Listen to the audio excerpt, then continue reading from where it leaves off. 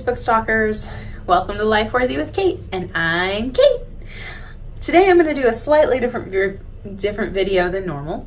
I am going to do a fueling hack review for the Optavia fuelings, and particularly a popular hack, which is to turn your fuelings into waffles. Waffles are great. Waffles are lovely. They're crunchy on the outside, soft on the inside, yummy, delicious, and sometimes they work and sometimes they don't. So I almost titled this video, My Waffle Maker Hates Me, because when I first started trying to do these a couple of weeks ago, I was failing every single time, and I had some pretty dramatic fails, let me tell you. One of which was that basically every time I made a waffle, the top and the bottom would burn and the middle wouldn't cook at all. And I'm going to walk you through some of those fails before we get to the good stuff. So here we go. Okay, so the first type of fueling that I wanted to make into waffles were the sweet potatoes. All of the potatoes are kind of the most popular things to make into waffles, because first off, eating potatoes as a meal is a little odd, especially when you're used to eating them on the side of other food. This gives you a way of making them something a little more acceptable to the one dish meal concept. So I tried with the sweet potatoes. I'm not even gonna try and explain what I did wrong. Here's the photo of what happened.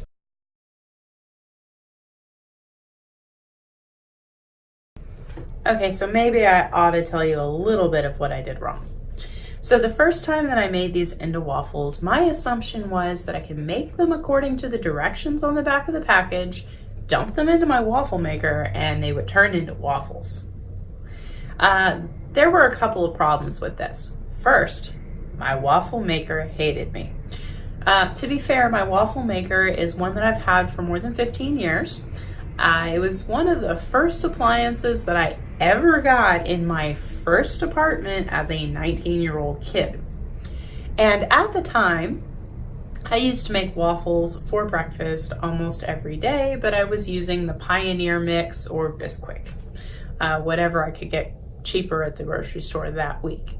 So I was doing that for a long time, and then it got put away in my closet, my pantry, wasn't used for years, moved to a new house, still didn't use it. And so when I pulled it out to make this sweet potato waffle, I really should have remembered to look up the directions and make sure I was doing it right. I didn't. And so what happened was I didn't spray my waffle maker. I assumed it was nonstick.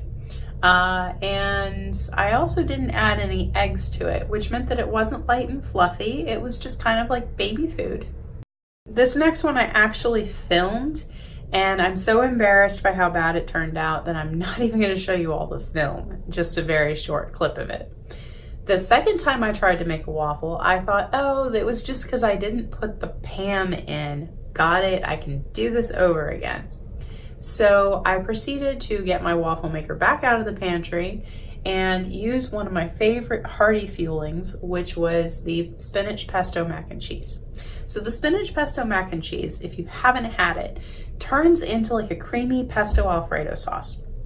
It's really, really good, and I really like it. A lot of times I will save some of my green and put some asparagus in it to give it some extra crunchiness, and the asparagus kind of acts like noodles. But I thought it would be really cool to make a mac and cheese waffle out of it. And so I tried following the directions on somebody's blog, which said to use 2 fuelings and use 6 tablespoons of egg whites and all this stuff. And so that's what I tried to do. I tried to cut it in half and do it according to the directions I found. But this is when I figured out maybe it wasn't just me. So I made it according to directions, and by all accounts, I made it right. This is what happened.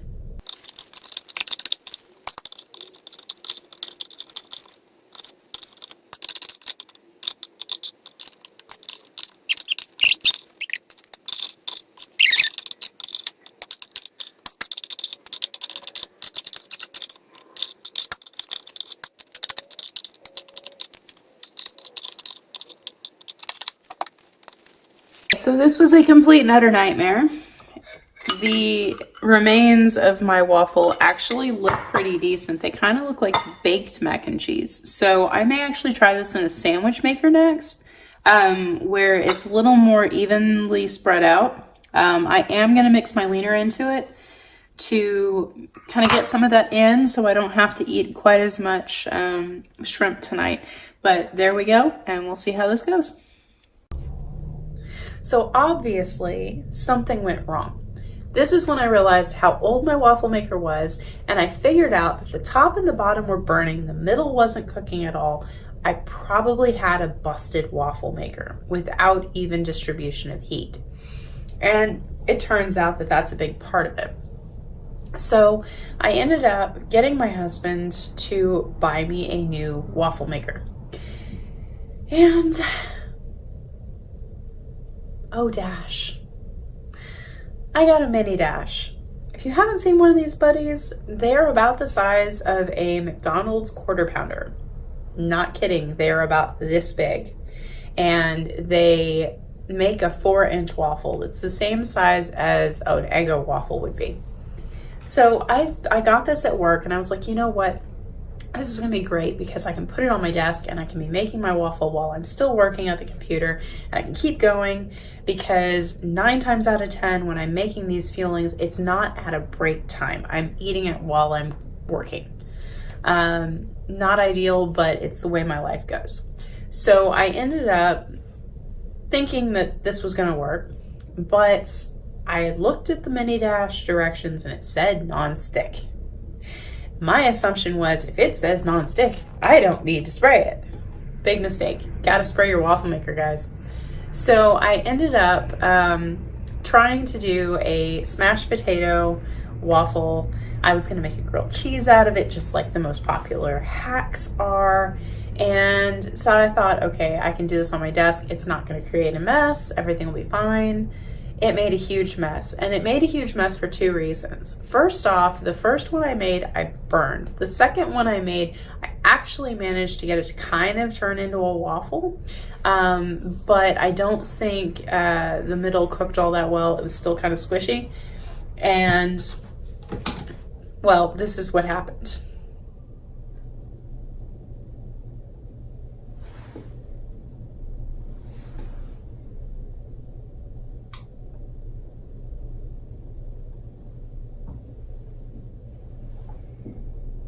Okay guys, I'm trying to lift it and it's like stuck.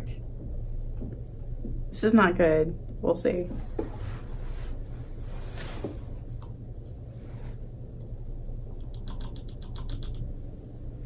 Where's my fork?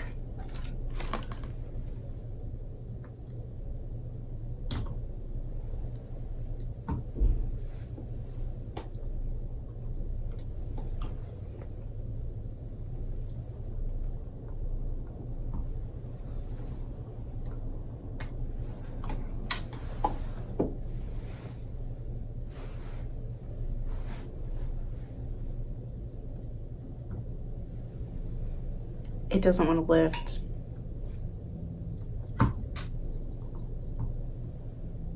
Let's see.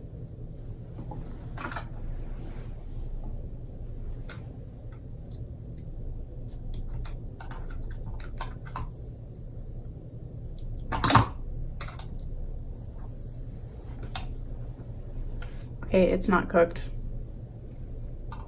right anyway.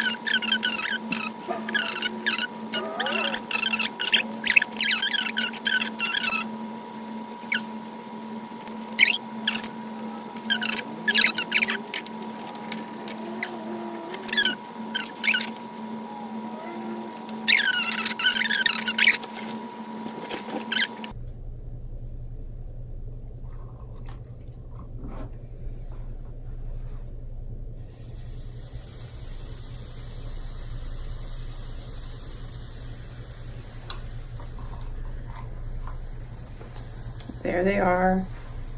There's a little bit extra here.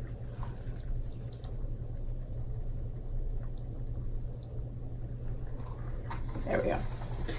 All right, I'm gonna go wash this and we'll see what comes out of that.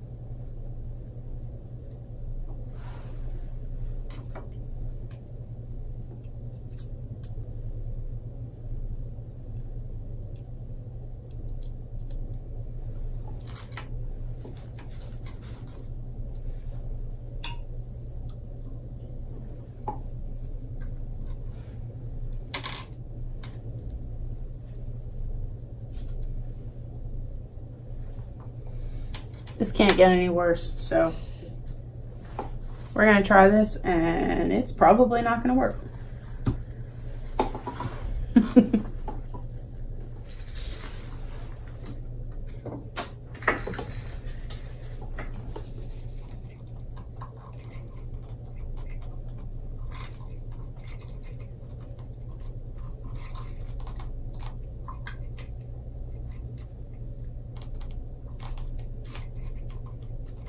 Whoa, it's coming up.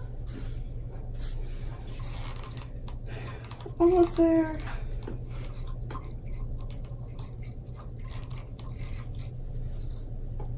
Ha! My best effort at waffles. Yeah, you mastered it. Disastrous mess. But I'm gonna eat it anyway. Okay guys, let's see how much or how horrible this tastes. I'm not sure. I don't know how well you can see this, but I managed to char the living daylights out of the first one and the top of the second one. If I flip it over, you get what looks like a waffle. I will point out these are garlic potato waffles, not chocolate waffles, which is kind of what they look like they should be. But I've put my one wedge of light Swiss cheese in the middle of this. So this is my version of a grilled cheese sandwich. I'm gonna try again next time with some cooking spray. See if maybe that helps. So even with my mini dash, I needed two things that I didn't have when I made this. The first one is Pam baking spray, and the second one is the egg whites. Oh my gosh, you've got to use egg whites, guys. It makes it puff up and actually like makes it bake. So you don't need much. You need like 2 tablespoons, just enough to kind of get it to puff up. It is, if you look at it that way, it is 1/3 of a leaner protein. So you got to keep that into consideration too. So it tasted really good, even if the first one didn't come out very well and it didn't look very appetizing. I will definitely be trying it again now that I have egg whites and Pam in my office arsenal. Today I'm going to call Take Two Mixed Bag. This was my, sixth attempt at waffles? And I actually managed to do one waffle wrong and one waffle right. I tried to do the spinach mac and cheese again because it is one of my favorite fuelings and I love the flavor of it.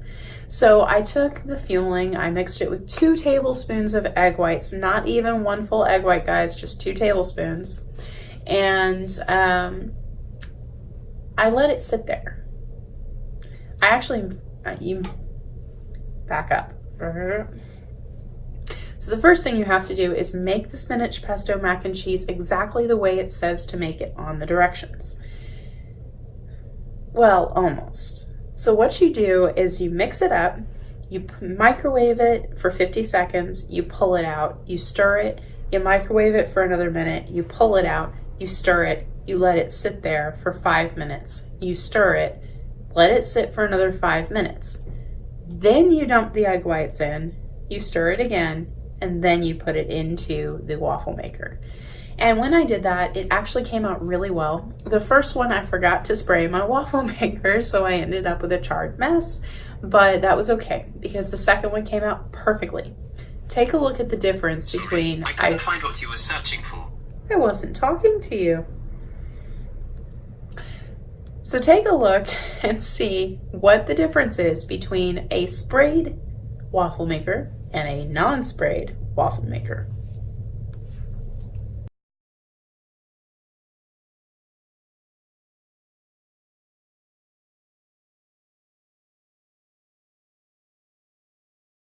Okay guys, so that was my waffle adventure of my first month and a half, or month and a week and a half, almost 6 weeks of my Optavia journey.